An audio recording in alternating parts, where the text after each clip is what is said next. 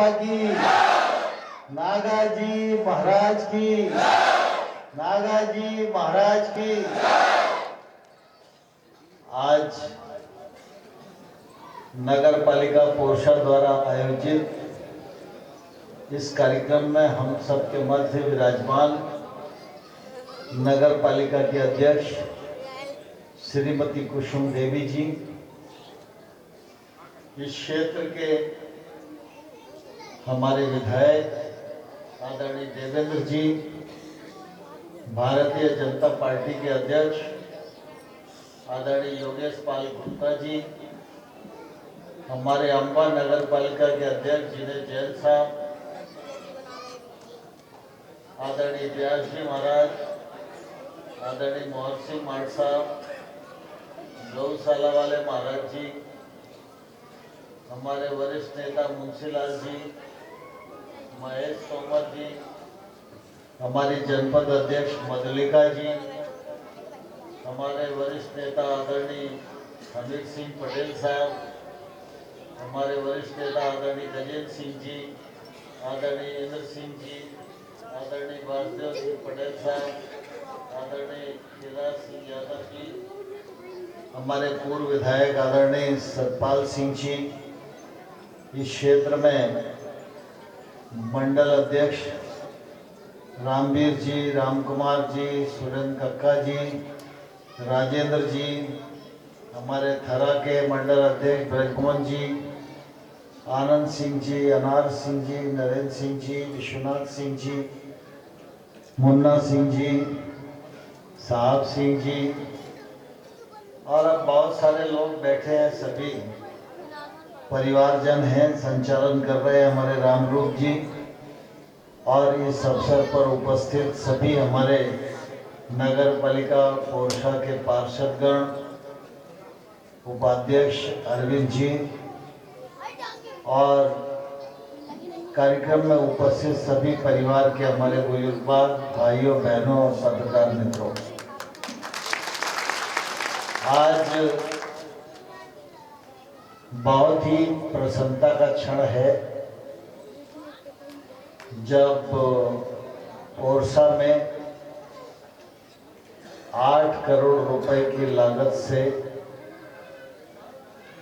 विभिन्न विकास कार्यों का लोकार्पण और भूमि पूजन संपन्न हो रहा है।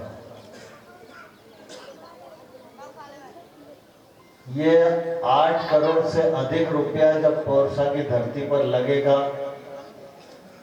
तो ये सुविधा आप सब लोगों को प्राप्त होगी। इसलिए इस अवसर पर मैं आप सबको हृदय से बहुत बहुत शुभकामनाएं देता हूं, बहुत बहुत बधाई देता हूं। नागा जी के परिसर में हम सब लोग विराजमान हैं और इस अवसर पर नागा जी महाराज से प्रार्थना करता हूं कि उनकी कृपा हम सब लोगों पर रहे, जिससे कि हम सब लोग सदमार्ग पर चलते हुए अपने क्षेत्र को और नए नए विकास से जोड़ने का काम करें। नगरीय क्षेत्र में जब हम आते हैं तो खुशी होती है कि कोई भी गांव का आदमी थोड़ा पैसा आ जाता है तो कोशिश करता है कि पोरसा में मकान बनाए। जिस पर ज्यादा पैसा आ जाता है वो कोशिश करता है कि मुरैना में बनाए, और ज्यादा पैसा आ जाता है तो सोचता है ग्वालियर में मकान बनाए।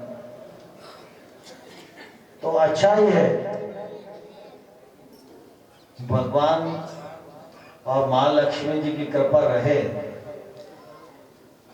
और सब के जीवन स्तर में बदलाव आए, ये हम सब लोगों की प्राथमिकता भी है और प्रतिबद्धता भी है। लेकिन मैं एक लंबे कालखंड से सार्वजनिक जीवन में हूं और मैं मैं यह अनुभव करता हूं कि जब व्यक्ति गांव से शहर में आता है तो उसके मन में एक ही ललक रहती है कि शहर में भी मकान होना चाहिए। कहाँ होना चाहिए, कैसा होना चाहिए, वहीं पर क्यों होना चाहिए, इस मामले में वो विचार विमर्श नहीं करता।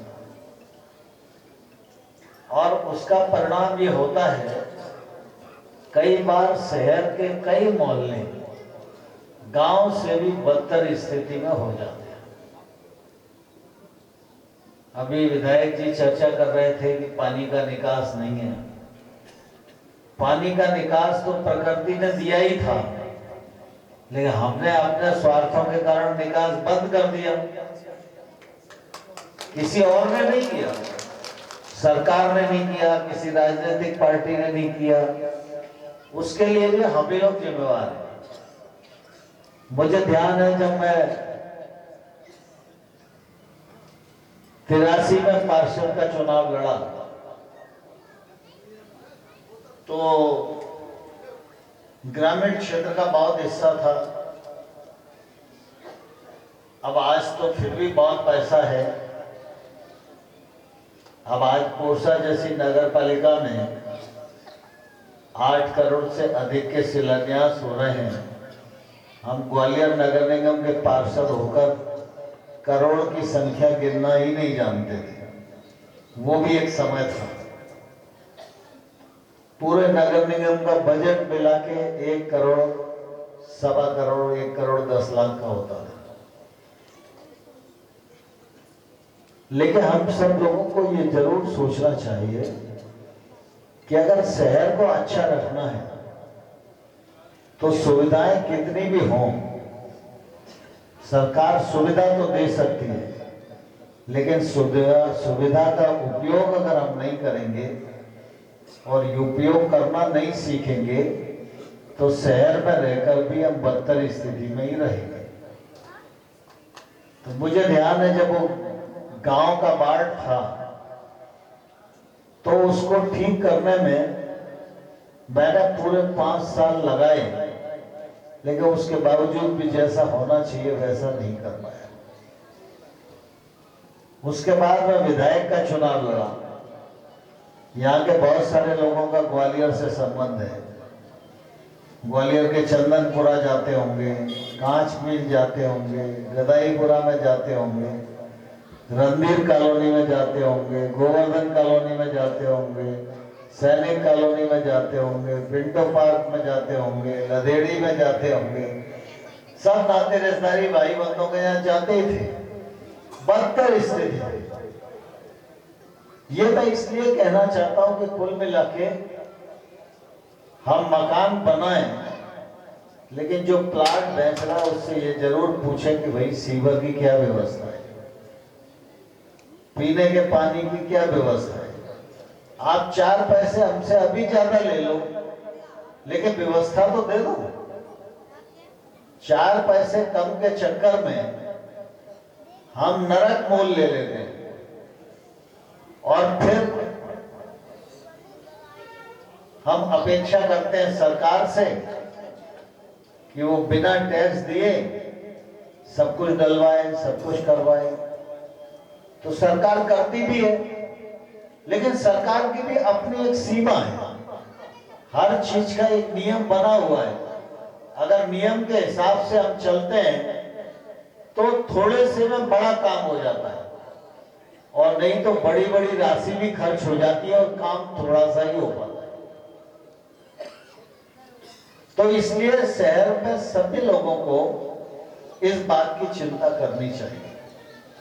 मुझे नहीं मालूम कि यहाँ बैठे हुए लोगों में से पोरसा के शमशान से कितने लोग जुड़े हैं, लेकिन मैं इस मौके पर उन लोगों का अभिनंदन जरूर करना चाहता हूं जिन्होंने पोरसा के शमशान घाट को शमशान नहीं, एक तौर से स्वर्ग बना दिया अपनी सेवा।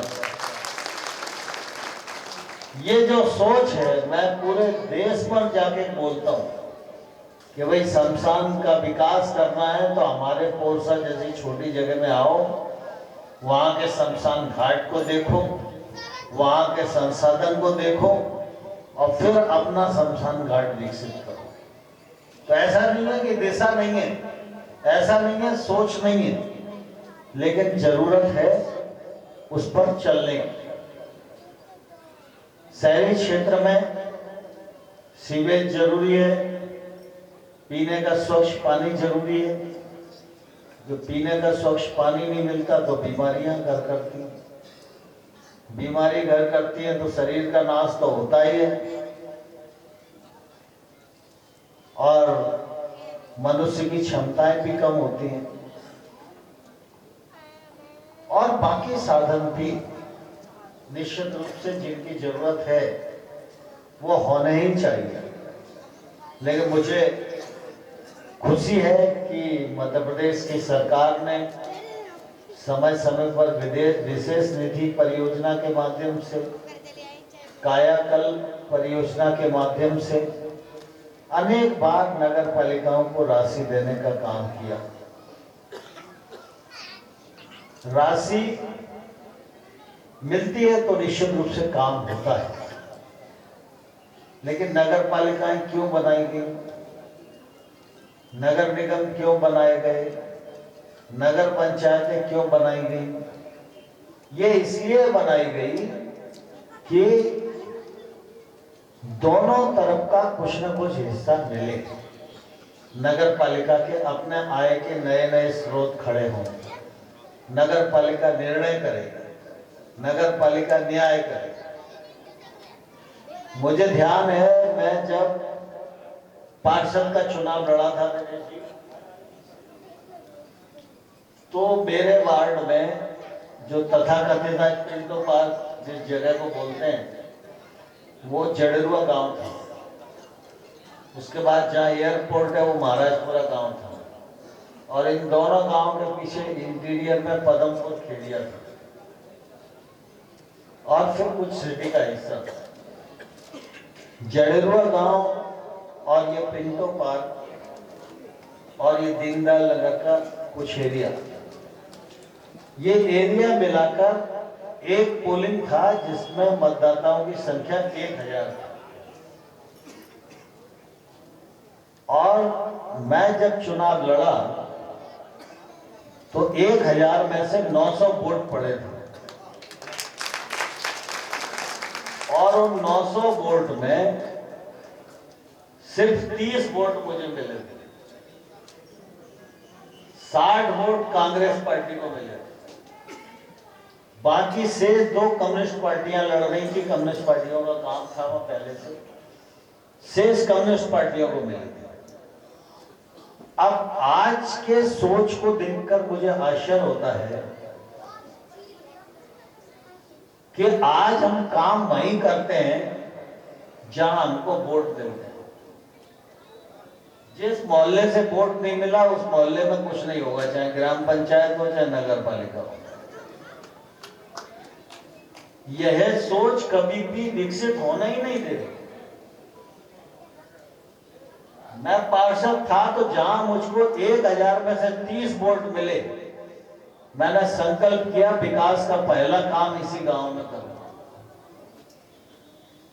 और उस क्षेत्र में इतना काम किया कि आज वो वार्ड उस समय में उसकी जनसंख्या थी लगभग, मतलब वोटर संख्या 18,000 थी जब मैं चुनाव लड़ा और आज उसकी संख्या है लगभग जनसंख्या 40,000। काम करते करते हम इस मुकाम पर पहुंचे कि पूरा मुराद विधानसभा में हार जाते हैं, सिर्फ वो एक वार्ड है जो लीड को भी कवर कर देता है और जिताने में भी भाजपा को मदद कर देता है। तो क्या है कि जिसने वोट नहीं दिया तो क्यों नहीं दिया, ये मीमांसा का विषय है। अगर हम काम वहां से शुरू करते हैं तो क्षेत्र का भी विकास होता है। आज आप देखो पिंटो पार्क से लेकर दीनदयाल तक स्वर्ग हो गया। दीनदयाल नगर सबसे ज्यादा जमीन वहीं महंगी है। और हमारा पोरसा जो है दुनिया में सबसे ज्यादा महंगा है, और बिना सीवर लाइन के महंगा है। मैं अभी दिनेश जी कह रहा था कि टाइम्स ऑफ इंडिया में एक सर्वे आया था, बंबई में सबसे अच्छी जगह मानी जाती है, उसको नरीमन पॉइंट कहते हैं, समुद्र का किनारा है वो, और बहुत बड़े लोग वहीं रहते हैं। तो नरीमन पॉइंट की जमीन और पोरसे की जमीन, मतलब पोरसे की जमीन 21 है, नरीमन पॉइंट भी 19 पड़ रहा है। आगे ये भी विश्लेषण का विषय है, लेकिन आप सबने अनुभव किया होगा पोरसा में कम काम नहीं हुआ। अगर पोरसा की मेन सड़क नहीं बनती और अतिक्रमण ऐसे ही बढ़ता रहता, तो आज पोरसा की सड़क पर साइकिल निकालने की जगह बचती क्या? बचती क्या बताओ? और पोरसा में इतनी अच्छी सीमेंटेड सड़क मिल जाएगी, ये कभी बुजुर्ग लोगों ने सोचा था क्या? आज पोरसा नेशनल हाईवे बन गया। NH 552 पर पोरसा 552, ये भारतीय जनता पार्टी की सरकार की देन है। ये आपकी पुरानी जो सड़कें बनी हैं, ये गारंटी पीरियड की सड़कें हैं। जैसे जैसे गारंटी पीरियड खत्म हो रहा है, वैसे वैसे NH टेक ओवर करके इन सारे टुकड़ों को बनाने का काम कर रहा है। ठेठ राजस्थान के पाली से श्योपुर, श्यामपुर, सबलगढ़, जौरा, मुरैना, अंबा, पोरसा, अटेर, लाहौर और चिरगांव, ये पूरा NH 552। आप नेशनल हाईवे पर रहते हो, ये आपके लिए गौरव का विषय नहीं है क्या? आज पोरसा में नया अस्पताल बन रहा है, ये आपके लिए गौरव का विषय नहीं है? अभी बात करो तो आप लोग कहेंगे कि भाई फलानी चीज बनवा दो, लेकिन पोरसा में स्टेडियम बन गया, उसका कोई उपयोग कर रहा है क्या? क्या पार्षदों को इसकी चिंता है क्या? क्या पंचायत को इसकी चिंता है क्या? समाज सेवियों को इसकी चिंता है क्या? वो स्टेडियम जो बना है वो आपके पैसे से बना है। आप ये क्यों मानते हो कि कोई सरकार के पास कोई वृक्ष थोड़ी लगा हुआ है, चाहे जब झड़ा दिया, आपका एक एक रुपया मिलके वहां करोड़ हो जाता है, और वो करोड़ होके पोरसा में आ जाता है। भाई इतना ही फर्क है। तो हम जो बन गया उसका उपयोग नहीं करना चाहते, उस पर विचार नहीं करना चाहते। नगर पालिका का सोच समूचे नगर के विकास के बारे में होना चाहिए।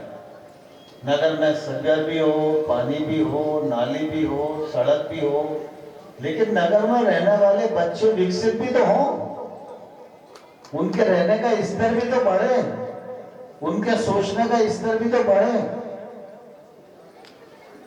आज आपके यहाँ पर CM राय स्कूल हो गया, पड़ोस में आपके केंद्रीय विद्यालय बन रहा है, तो और क्या चाहिए?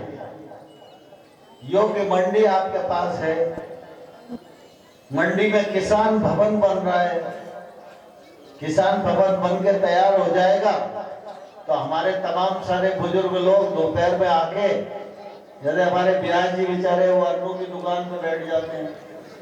अब अन्नू की दुकान पर 2 ही स्टूल की जगह, अब ब्याज जी पहले से ही बैठे, हम भी पहुंच गए, तो अन्नू और अन्नू के पिताजी बेचारे खड़े ही रहते थे, बैठने को जगह ही नहीं होती थी।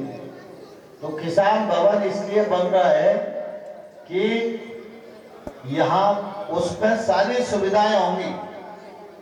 ब्याज जी वहां जाकर बैठेंगे, ब्याज जी के उम्र के लोग वहां जाकर बैठेंगे, वहां अखबार मिलेगा, वहां कथा सुनना है तो कथा सुनने को मिलेगी, वहां भजन सुनना है तो भजन सुनने को मिलेगा। इसके लिए किसान भवन भी मंडी में बनाया जा रहा है।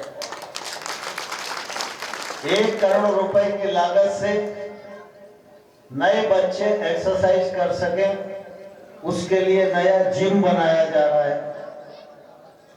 जिससे कि हर बच्चा इस दिशा में पिछड़े नहीं। वैसे अपने यहाँ के बच्चे दौड़ने में, पहलवानी करने में रुचि रखते हैं, लेकिन अब धीरे धीरे ये रुचि कम हो रही है।